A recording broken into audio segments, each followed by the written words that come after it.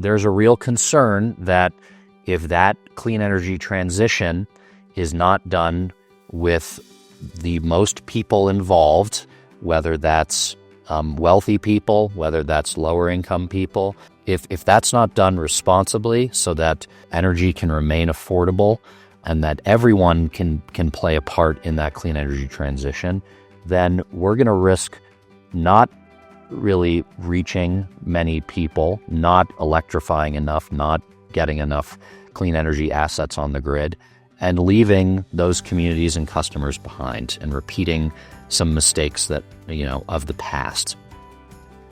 I'm Carolyn Parrs, clean tech communicator, coach, and host of Just Power, a podcast about creating a just transition to a clean energy future that leaves no one behind. If affordable, reliable, clean energy that benefits everyone is important to you, you're in the right place, my friend. We have the power to make that happen, and that's what's happening each week on the Just Power podcast. Welcome to the Just Power podcast. I know so many of you are asking, what can I do right now to make a difference? Here's one small but mighty thing you can do.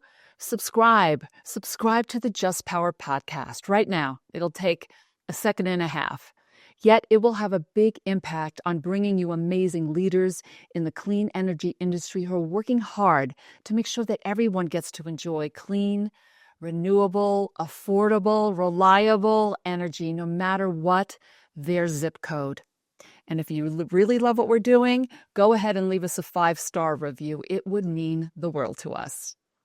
So with that, I have a treat for you. I'm delighted to have on our show Ben Nathan, who has a wealth of knowledge and a generous spirit to match, helping energy providers better serve underserved communities. He is the director of Affordability and Equity at eSource, a leading research, consulting, and data science company that has been a change agent for over 30 years in the utility sector. So welcome, Ben. Thanks for having me. Yes, thank you so much. I'm so excited to have you on. You're like this encyclopedia of knowing what to do right now in the energy industry, and especially for energy justice and equity. So happy you're here. Thank you very much. Yeah. Let me just ask you right out of the gate. I ask all my guests this. To them, what does energy equity mean to you? That's a great question, and it's something that I think we are constantly asking ourselves. We're asking the clients that we work with because it means different things to different people based on different communities that folks are operating in. To me, energy equity it comes down to, I think, two things. One is recognizing and understanding that both historically and currently, there are certain populations and communities that have been underserved, that have been marginalized, that have disproportionately faced the negative impacts of different actions. The space that I work in is the utility industry. So it's recognizing that the utility industry has treated different communities differently from others historically. So it's about that recognition and understanding. And then the second part of energy equity, is doing something about it, is addressing those historic inequities. It's meeting those customers and communities where they are, involving them in decision-making processes, and designing the programs that utilities have, the operations that utilities have, the infrastructure decisions that utilities make, making those decisions with those communities, active involvement with them in mind, and beginning to redress historic wrongs. So that's my long-winded answer. Wow, that's a big job. Yes, indeed. Changing the system completely. It keeps us busy. Got it. So why is that more important than ever right now in our energy transition? Well, you said it. We are going through an energy transition. We are seeing more and more distributed and clean energy come on the grid, whether that's solar panels on rooftops, whether that's utility scale solar farms, battery storage, both in homes and in businesses and at the utility scale. Widespread electrification of Yeah. buildings and vehicles. So we're seeing all of this, what we broadly call clean energy transition happening.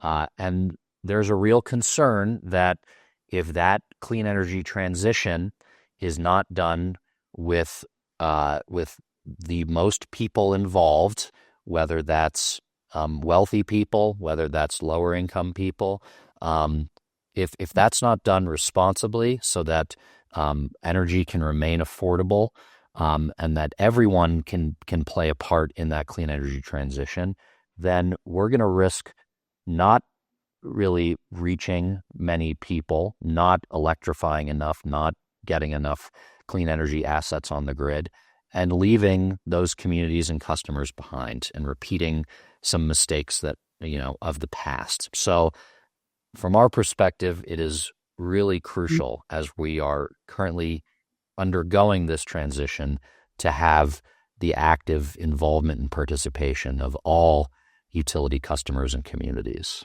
Wow. So that is huge. And that's this whole equity and justice. That's exactly what it's about.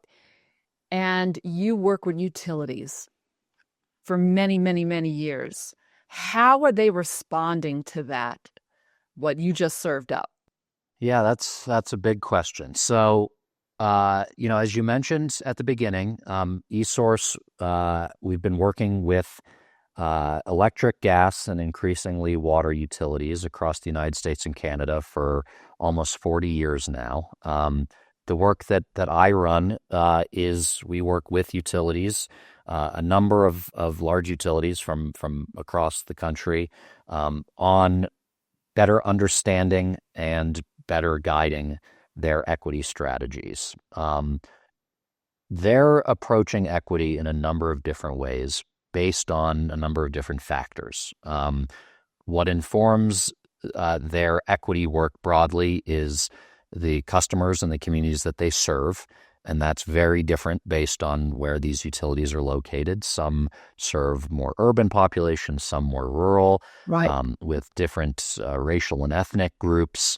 Some are serving large tribal or indigenous or First Nations communities. They are operating in different regulatory environments. They're operating in red states and in blue states. They have utility regulators that have very different perspectives and opinions and understanding of what energy equity means in those states or So true. jurisdictions.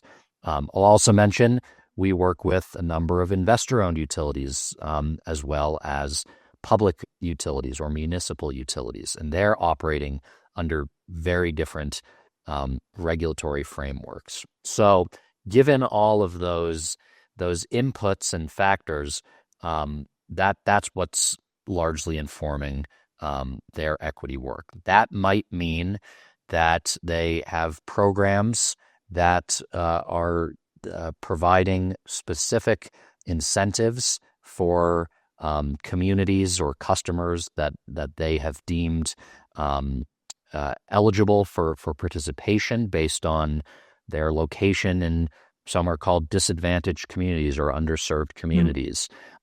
That's based on a number of different factors, how they determine who those customers or communities are. That could be it's often based on income, but it's also based on access to resources, on impacts from pollution or climate change.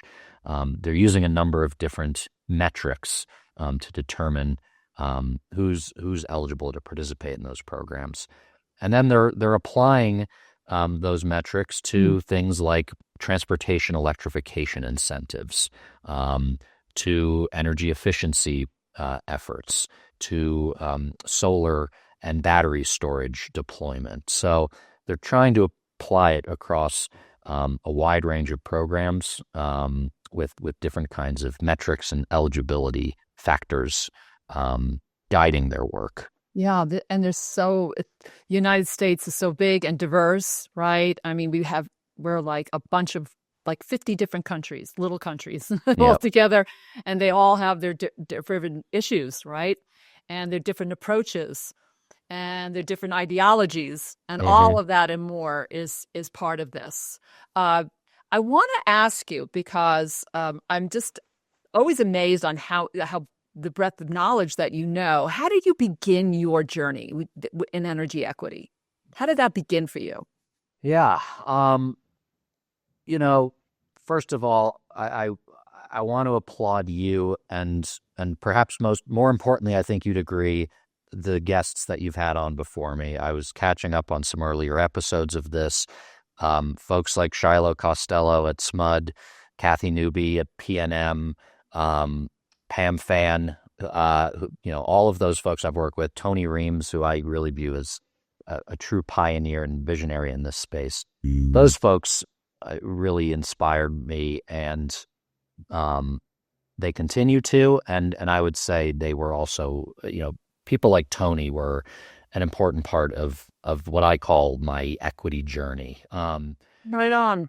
And yeah, but I'll just say, I joined eSource around 5 years ago, in 2021. And a lot of the work that we do at eSource is, at least in my initial role there, was really responding to our clients, to our utilities inquiries on a wide range of subject matters. We help utilities with their program design, with optimizing their marketing and communications, their online portals. We try to do a lot on behalf of utilities. And at that point, when I joined, we were getting a ton of research questions from our utility clients on what is energy equity? What are other utilities really? doing That's good in this? news. What are our peers doing in this space? And this was obviously, as we saw in other sectors at the government level, this was largely in response to the events of 2020, the murder of George Floyd, the widespread global social and racial justice protest movement, something that has been going on for decades and really, I would say, erupted at that point. So utilities were looking for a way to respond. They wanted to do the right thing. They wanted to know what their peers were doing. I think they wanted to do something more meaningful than, a corporate buzzword. They wanted to make meaningful impacts, positive impacts in their service territories for the communities and customers that they serve. So as I was getting this deluge of questions from our utility clients, I thought, this is an area that I'm getting really interested in. I was certainly moved and swept up in the racial justice protests of 2020, in a way that I really hadn't personally experienced before. And I thought, this is an area that I want to focus on. I read some powerful books. I think people need to seek out information from different sources to get a better understanding of the history of this country. Books you'd like to throw out there? We can put them in the show notes. I think one of the most powerful books I've ever read is called Caste by Elizabeth Wilkerson, who also famously wrote The Warmth of Other Suns. I thought it was a powerful lens to view the kind of current American life through a racial lens, which I personally think has really shaped a lot of the history and actions of this country. I think so.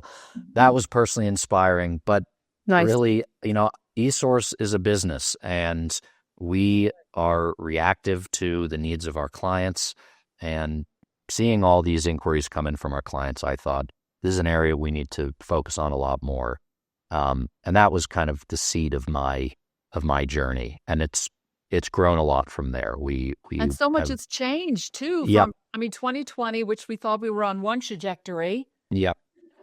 and then now we're other trajectory. Well, and speaking to my experience over the last few years, uh, that time period was really a wake up call, a kick in the butt, whatever you want to call it, Mm. to certainly our clients, to the utility industry, to focus on these issues a lot more. It prompted these companies to set up a lot of teams, of personnel, of programs, of efforts dedicated to it. It set a lot of really strong groundwork for Okay. addressing energy inequities. And we can speak a lot more to this, but regardless of where these trajectories have gone, a lot of the groundwork is set. And that's also been set, That's I'll good mention news. it, at the state and federal level. Yeah, there's a lot of strong foundations for continuing to Okay. focus on these issues. And we can certainly get into that more. And I'll add, that's been done at eSource. I mean, we now have these established initiatives and programs set up to address these issues in partnership with our utility clients, and we're not stopping that anytime soon. All right. So proud of that. Yay. That's very good news. Because energy equity, it seemed like just right now, the moment of time we're in right now, and it seems like a little bit of a barrage, but as it is, it feels a little volatile, right? Mm-hmm. And I talked to my guests about that as well, that right now there seems to be some backsliding that's happening specifically around environmental and energy justice and equity on the federal level, Mm-hmm. right? Justice 40, question marks around that, what's happening with that, and other programs. Yep. But that's one side, and then on the other is that on a state level and on a local level, we're seeing more energy even there, because it's like the states are taking it on. It's like what you just said, groundwork has been laid, and we're not going back to the way it was. Mm-hmm. You might have to pivot a little bit right now, but things are kicking up there. So how are your utilities meeting this, right, this moment? Yeah. So, I think backsliding is a good way to put it. And we've been seeing that happen, I think, for more than it's been a few years. And we Oh, often cite issues like the Supreme Court striking down affirmative action. That happened during the Biden administration. We were hearing about chief diversity officers at large companies, those positions cropping up in 2020 and 2021 and being phased out again in the last few years. We're seeing history education standards being changed at different state levels to kind of rewrite some of the racial history of this country. And then with the new incoming administration, front page news, purging DEI-related programs from the federal right. government, policies and funding. So that's kind of the current state of what I'd call backsliding, Yeah. especially from things like the Justice 40 initiative that you mentioned, and other actions at the federal level. So, like you said, many states are certainly maintaining and continuing the whatever kinds of equity and affordability efforts that they set up in the last few years, as well as at the local government level.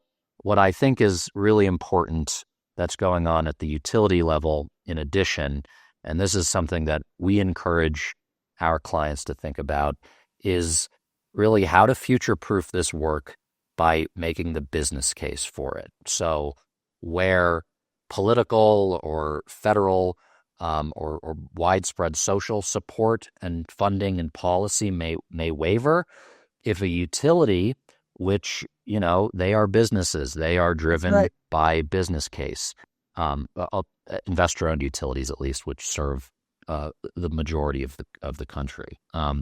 If there's a strong business case for these utilities to focus on equity and affordability, then that we view as a really critical way to future-proof this work.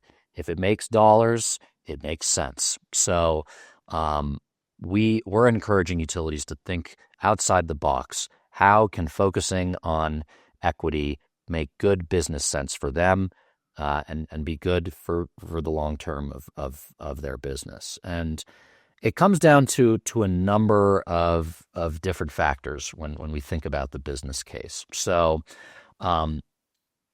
one factor is that if we're thinking about affordability and customers who are struggling to pay their bills, which certainly plays into these conversations, that impacts the utility's bottom lines, how much arrears those customers are carrying, which turns into bad debt for the utility. So there's a real financial necessity to focus on these issues. If these utilities want to meet some of the lofty clean energy or energy efficiency goals that they've set for themselves or that are set at the state level or the local level, they're going to need to include as many of their customers in those efforts and those programs to reach those goals as possible. Right? They need the numbers, exactly. Okay, right. We've done a lot of customer survey work. That's a big part of what we do at eSource. And we've surveyed customers across the United States on how important they think it is that their utility addresses issues like equity and environmental justice. They overwhelmingly say it's a priority for them. All right. So this is a major element of customer satisfaction. That is a metric that utilities are often measuring to determine how successful they are. If you want to drive your CSAT, your customer satisfaction scores up as a utility, you want to show the people that you serve, the public, that you care about these issues and that you're meaningfully addressing them. Another value I'll add is relationships with large, what we call key accounts. So utilities work with large corporations. They are some of their biggest energy consumers and customers. Folks like Amazon and Facebook and big manufacturers, the car manufacturers. All over that, right? Those utilities that care about these kinds of issues, which many certainly did in the last few years and continue to do, they are going to have better relationships with utilities that also care about those issues. Right. And I love that one. I haven't heard that one.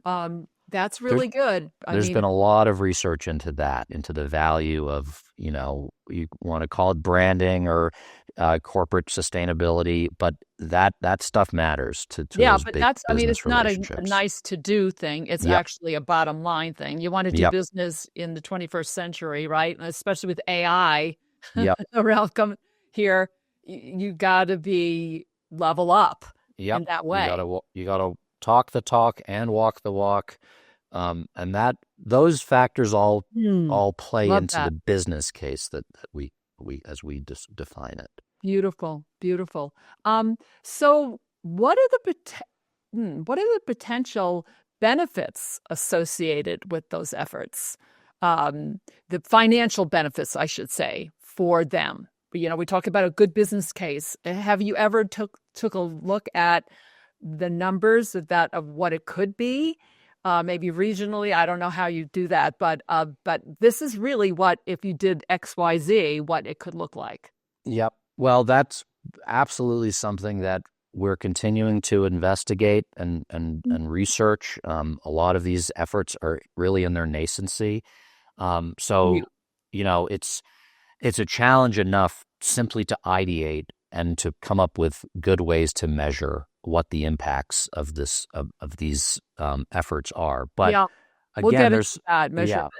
And there's some really good groundwork for that laid that predates this recent 4 or 5 years around equity, which is in the utility industry called non-energy benefits. And utilities have been using these metrics to evaluate, to better capture the value of their energy efficiency programs for a bit longer now.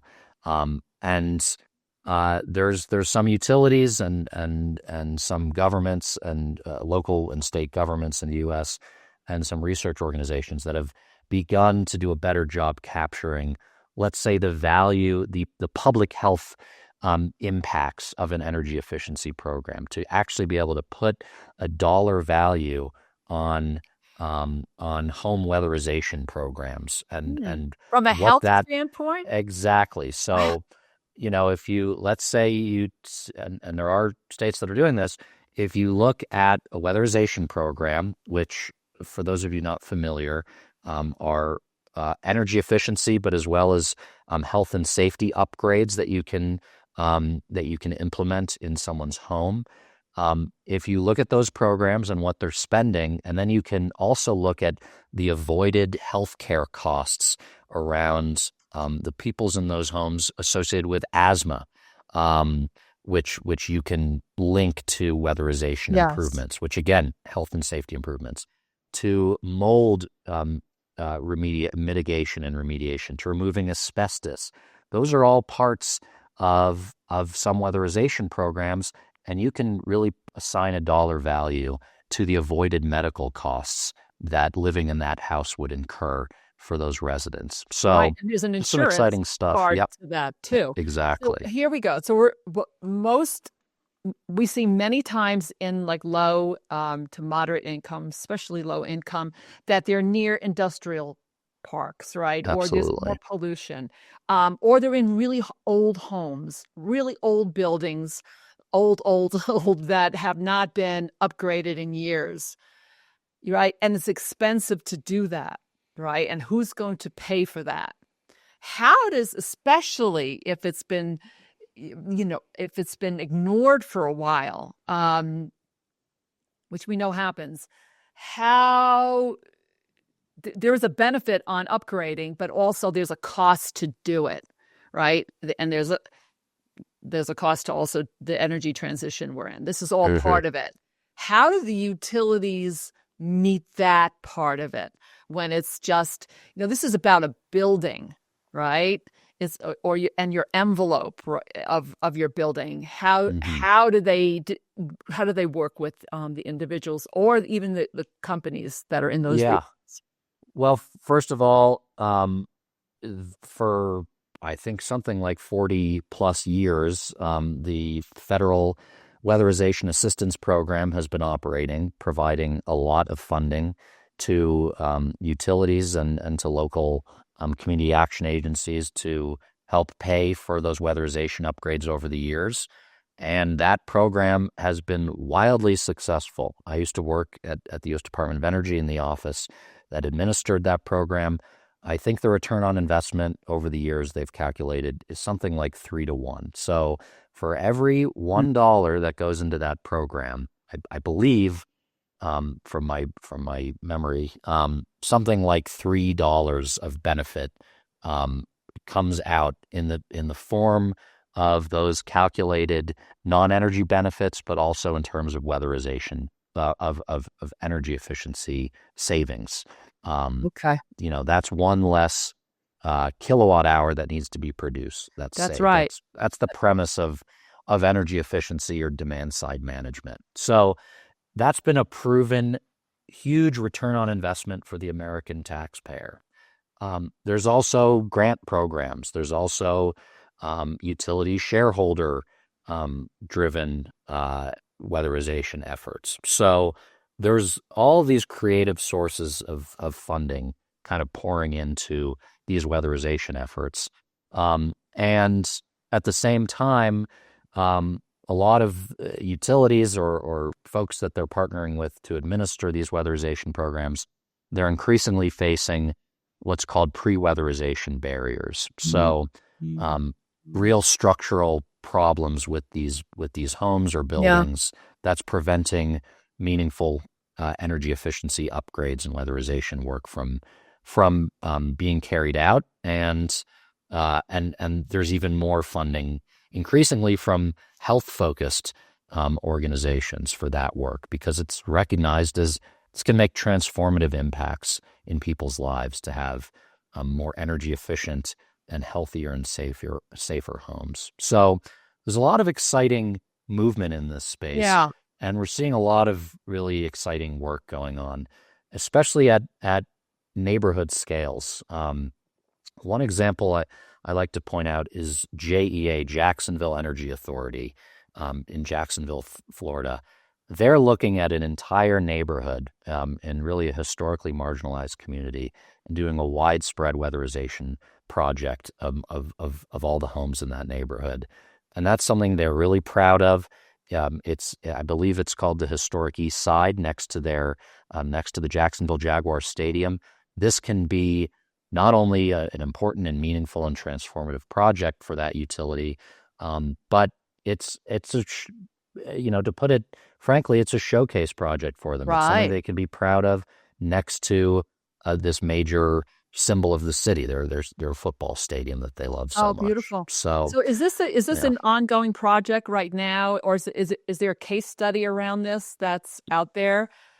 Yep. And I could get you some follow-up information on that, but Okay. that's something certainly that they've been excited to talk about and share with their peers.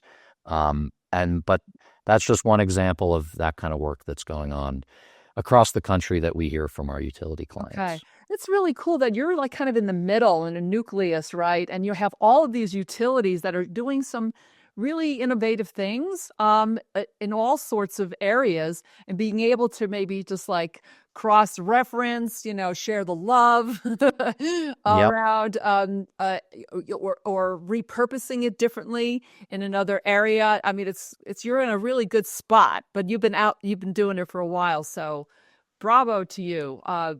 Let me ask, we're talking about, dollars and cents. I want to talk to you a little bit about the growing utility debt, the concern Mm-hmm. around that. We're in this transition that is going to cost a lot of money, from infrastructure and just changing, not to say that everything's going, you know, that other energy forms won't still be around, right? But we're transitioning, at least blending, and that the money to do that, the Mm-hmm. electrification. But there's also this growing debt that's happening. So, what strategies can a utility implement to manage and mitigate the impact of rising debt on their customers? Yep. That's the $1 million question. We the work that we do is both focused on energy equity and energy affordability. And as you mentioned, there's a real concern over the cost of this clean energy transition, concerns of leaving certain customers and communities behind, and of course the pretty well acknowledged upward um, driver on rates for all customers in this energy transition, but disproportionately on struggling lower income Yes. customers. So at the same time, we see there's really an affordability crisis in this country. As I mentioned earlier, we survey a lot of customers across the country. Um, something like 25% of them are considered energy burdened or insecure, spending more than 6% of their household income on their utility bills. It's one of the largest costs of many households around the country. We've surveyed these customers and found that a third of customers are currently in debt to their utility, of income qualified customers. And roughly that same amount of income qualified customers that we've surveyed making under $50,000 a year in their household have been disconnected at least once in the past 12 months, Hmm. which is incredibly disruptive and has a much bigger cost emotionally, physically, economically for folks who have been Totally. disconnected. So there's a real challenge here, and utilities recognize this, not in part, in part because they want to do right by their customers. These utilities care about their customers. They want those high customer satisfaction scores, but they're carrying a lot of this bad debt, as you said. So we're often advising and working with our utility clients to find out what's working, what's not working, what's cutting edge, what can they do to better engage customers who are struggling, to drive them, to lead them to programs that can help assist them with paying their utility bills, whether that's through direct financial assistance or through energy efficiency to then lower their utility bills. And we've identified a number of kind of leading strategies. So I'll highlight a few here. So one is self-attestation, which is where a customer can state that they are eligible to participate in an assistance program. They can self-report their income. And a utility can, on the back end, do some audits to see are those customers, do they actually qualify to participate based on their income? And that takes a lot of the red tape of the administrative burden on both the customer and the utility to enroll them in an assistance program to get assistance dollars reflected on their bill. And this might sound kind of suspicious, or it might sound like there's a potential for a lot of fraud. But what we've found is that there's extremely low levels of fraud that happen when you have self-attestation. And as a result, a lot of utilities are testing this out. Whether it's the Los Angeles Department of Water and Power down there in Los Angeles, or Avista Utilities up in Washington State. Those are two good examples of utilities that are piloting self-attestation, and they're having really good results. A lot more customers who are struggling are enrolling. They're getting the assistance dollars that they're eligible for and need. Low, right? Yep. Yeah. Assistance can be very low due to what we call administrative burden, the challenge for a customer to get all the paperwork and go to an appointment, go through all of this work to prove themselves eligible for and enroll in assistance that they need and that they are eligible for, but they may be dissuaded from pursuing because it's so hard to get that help now. Another strategy I'll point out is called categorical eligibility, which means that when a utility customer, is already qualified for or participating in a different public assistance program, let's say it's SNAP for food stamps or nutrition assistance, or Medicaid or Medicare, healthcare related assistance. If they're already qualified for that program, it automatically qualifies them and triggers their eligibility to participate in a utilities assistance program, a discount rate. That also removes the red tape. You don't have to keep on repeating the same thing over and over again. And Yep. And a lot of utilities. That's really how it should begin, right? Yep. Get an eligible, because it's not just in energy. There's health and there's food. Chances are those customers are struggling in more than one parts of their life, right? And utility assistance is no different.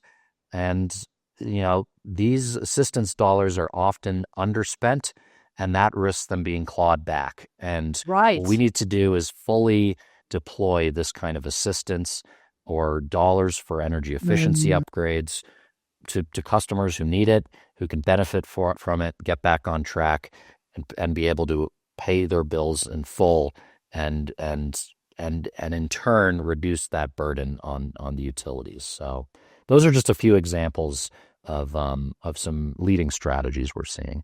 Yeah. There's a test going on right now in, I hope I get this right, Minnesota, where they've taken a consensus block, one area, right? This is a case study. Well, it's an upcoming show, right? Like a certain area that they didn't, there's nothing that you have to actually prove. There's no administration. They're just giving everybody in that area, no matter what, the discount, right? And then you say, whoa, fraud. Or what if that guy in the middle of that makes X number of dollars? Well, in the big scheme of things, it's so little, right? It's so tiny and little that actually the benefit outweighs the other possibility of it happening. And they're doing a test. It's actually passed the commission, right? Which was it was a hard sell, but they did, and now they're playing where we're seeing what it is. Yeah. That's a very interesting program that's happening right now, just to get the people that need the help to get the help without all the bureaucracy that gets in the way. Yep. I really think we need to revisit our definitions of risk and fraud, because it in almost every case when you're seeing these kinds of program strategies set up where there's a lot more trust placed in the customers and the communities, it almost always makes business sense. There is little fraud. There is a greater return on investment than what goes in. This is smart business, and we're really trying to spread awareness of these kinds of case studies like you just mentioned. That is our job at eSource, to elevate what's working, to identify what's not working, to provide a platform for utilities to share that information. So those case studies are invaluable. Yeah. Fantastic. All right. I want to just ask this question, and then we'll get into some of the operationalizing Mm-hmm. the equity programs. When I think about the most vulnerable communities, we just said it's not just energy that they're struggling with. There could be food insecurity, right? They're living in heat islands. There's Medicare and Medicaid interest. Some utilities I'm hearing are actually partnering with those other community organizations that are doing that, right? That know that area well, and so that it becomes just like we're meeting it not just on an energy level, but really on a societal level. Because this pushback, because a lot of times in the energy world, it's like, well, that's not our business model. We turn the lights on, we help the lights stay on, but it's not. It gets into the social sciences of it all. But I believe SMUD, they actually work with some of those communities. And is this something the future? The future of utilities might be looking more, leaning into the human side, right? And not just the technology side. Absolutely. And I think your guest, Tony, I remember hearing him say something pretty powerful that he vocalized it well, which is, we have a lot of big costs in life, whether that's, a mortgage, debt, rent. Utility costs can often be the next biggest monthly cost for us, and it's something that we have more of an ability to control than perhaps those other large costs in our lives. Yeah. So there's a valuable opportunity to address that significant cost in our lives, and that's why I think utilities have really, what we hear a lot from frontline utility workers, contact center representatives working directly with customers, is that their jobs are turning into more like social workers. Yeah. They're dealing with customers that are struggling, customers that are in crisis. It can be very draining and challenging, but immensely rewarding, because they have the ability to make transformative impacts in their customers' lives. So with that, I think a lot of utilities are re-envisioning what role they might play in the future as they become more and more ingrained in their customers' lives and well-being. A big part of that, what they're doing now and what I think they're looking to increasingly do, is, as you mentioned, partner with other organizations. I'll point again to some of our customer survey research. We found that a lot of income qualified customers struggling to pay their utility bills, when they're looking for information about how to get energy assistance, how to get bill payment assistance, or energy efficiency opportunities, they're often getting that information from what are called CBOs, community-based organizations. Right. These are local agencies operating in the community, helping with a variety of public assistance programs. It's also faith-based organizations, churches, houses of worship, um, community centers. These are trusted actors that have been operating in the community, helping out local residents for years now. There's a lot of trust in them. They're valuable organizations that utilities can partner with to help get the word out about utility programs, to help get the word out about assistance opportunities, to provide energy savings kits, to distribute them to customers so that they can better save energy in their homes. A lot of that can be done through food banks. So we're seeing a lot of really valuable partnerships.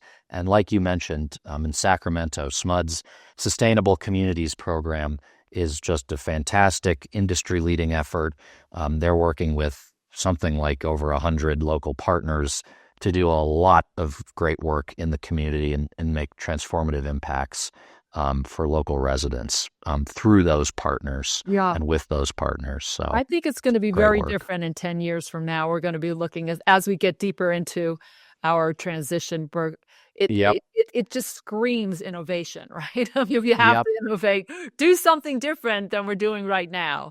So and, I also want to mention, as more and more solar panels and batteries and electric vehicles come online, and as utilities, or rather as customers, are able to be a little more, let's say, self-sufficient. Some are opting to go off the grid. This is something that utilities both want to encourage, but also I think represents a bit of a threat to the original utility business model, which was very straightforward. They had the power, they had the energy, they get it to their customers. So I think that's another reason why utilities may have to rethink their role as being a little more nimble, a little more more helpful in their customers' lives, more reactive to their challenges, to help out, serve struggling customers, and to maybe prioritize them a little more than wealthier customers who are able to have solar panels on their roof and batteries and be able to, be islanded, go off grid. So there's going to be some realignments there as we move forward. Old ways die hard, right? Yep. Okay, I want to pivot because I know that there is a model that you use for your energy equity program. So key elements of an organizational structure that support a successful energy equity program, what would that look like? Yeah, so there's a lot of frameworks out there from us, from our peer organizations, from pioneering organizations like the Energy Equity Project, which again Tony Reams at the University of Michigan spearheaded. Great job. So there's often considerations of procedural and distributional equity, and I won't go into that because I don't want to reinvent the wheel. That's not necessarily our focus. That's certainly a very important part of addressing equity meaningfully. What the framework that we follow that guides our work, that guides a lot of our clients' work, is much more operational and program based. So how we define it is the first step is really defining equity. So having an understanding of equity at your organization.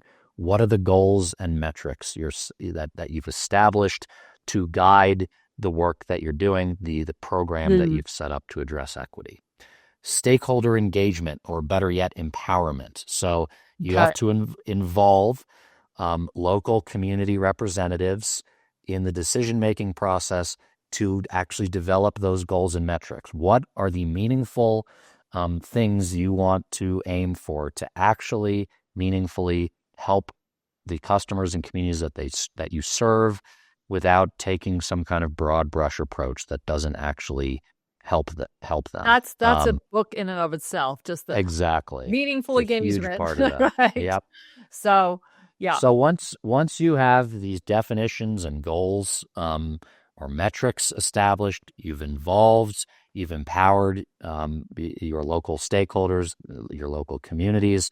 Then we get to the actual program and implementation or administration. So you've designed, let's say, an energy efficiency program designed to help customers save energy in their homes. You've got a metric, let's say, you want to serve this number of community members. That's one of your performance metrics, or you want to funnel this amount of money into that community. Following the program implementation, you need to have a robust evaluation, measurement, and reporting framework. So you want to hold yourself accountable to those goals and metrics that you've set up. You need to regularly report publicly how you're doing towards those goals and metrics. Okay. And you need to and you need to kind of plug that evaluation back into your program design. Maybe you need to tweak some elements of your program. So that's at a high level, kind of the process framework that we follow. And we are definitely seeing leading utilities use that broadly to apply to their efforts. So one example is Eversource Energy in Massachusetts. They have integrated robust equity metrics into their key performance indicators. So they are judging their employees' performance based on those metrics. Energy Trust of Oregon regularly reports out on a number of different equity metrics that it applies to its programs. They do a very robust job of reporting out on that. So a couple examples they're that we're doing seeing. the program, they're measuring the program, they're evaluating the program, they're reporting out tweaking regularly, and they rinse and repeat, right? Exactly. So, okay. And they're reporting. When you say regularly reporting, what do you mean by that? An annual report, or is this just like happening like on a daily, weekly, monthly basis? I think annual at a minimum. Okay.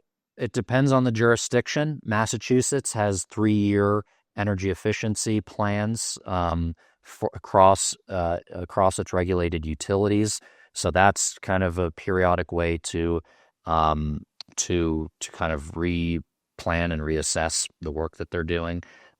Energy Trust of Oregon, I mentioned, I believe they have a quarterly report. So, as much as is feasible for a utility, but I would say annual is probably the standard right now. But they're doing it. They're doing it. That matters. Nice. All right. So in wrapping up, this has been fast. We can go on forever, right? With this. Absolutely. This is so fascinating and so complex at the same time. What trends do you foresee in the future of energy equity? Like what's coming down the pike, and how can utilities position themselves to really be leaders in this evolving area? Yeah, it's a great question. We're still, in the grand scheme of things, we are still at the beginning of this journey for a lot of folks. I don't want to discredit a lot of the pioneering and environmental justice work that's been going on since the 70s or 80s that has often tracked very closely with. Well, they got us here, right? Yep, exactly. So we're building on this continuous foundation that's been happening over decades. So we're really at the beginning. There's a lot of testing. There's a lot of piloting going on. As I talk to our utility clients, we're hearing more and more adjustments being made that are either reactive to what's going on, in the broader public space or at the federal or state level. But there's some tweaking going on. There's as important as the clean energy transition is.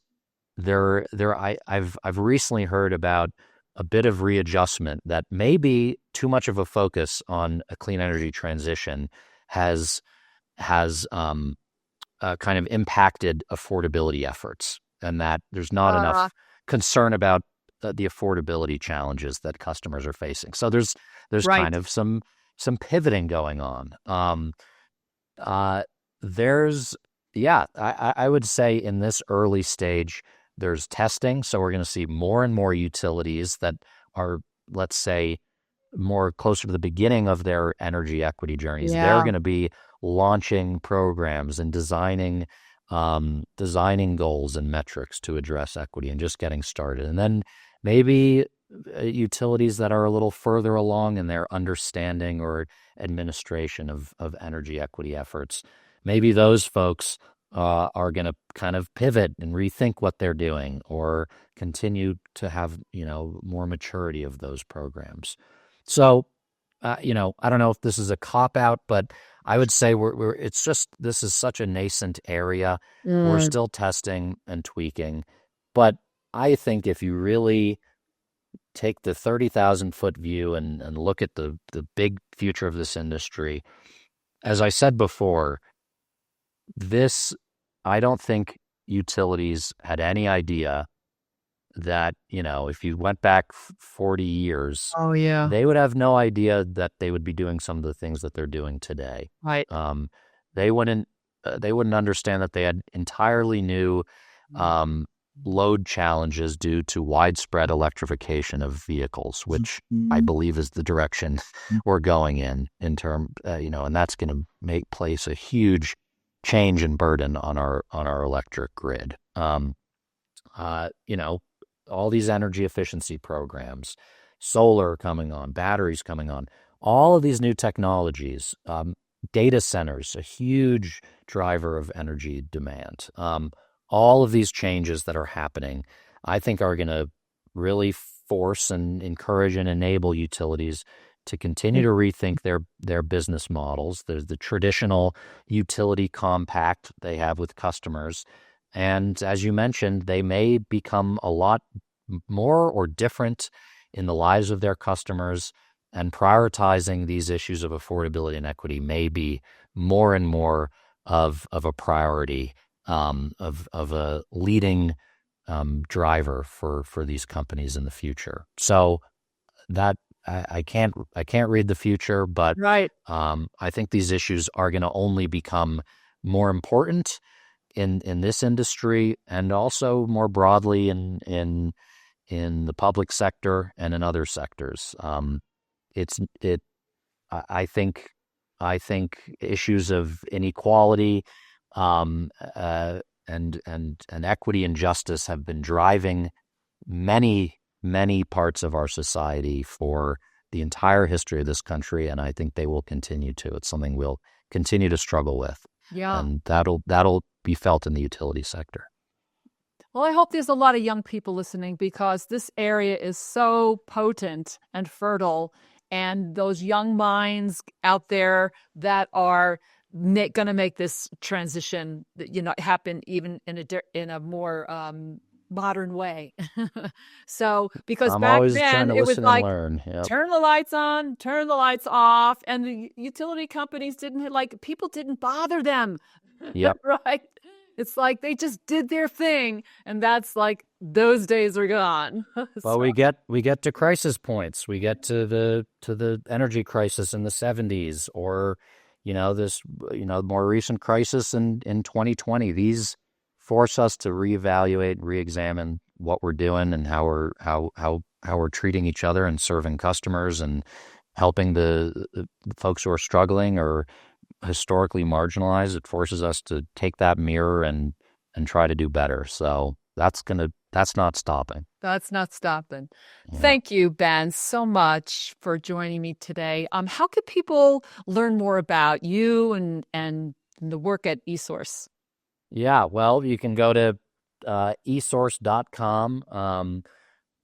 We've got a lot of resources that we distribute just to our clients, just to our paying utility clients, but also public resources where we want to talk about big issues that we find important, that we do not want to hide behind a paywall.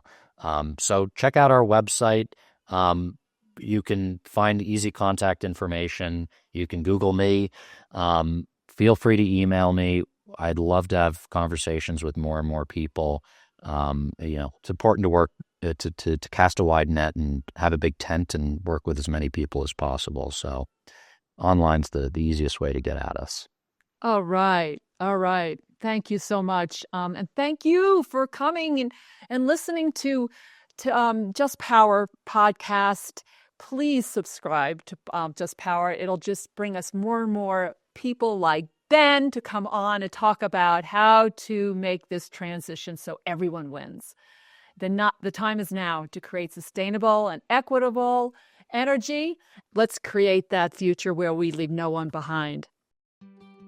Thank you for joining us. If you enjoyed this episode, make sure you subscribe to Just Power wherever you get your podcasts.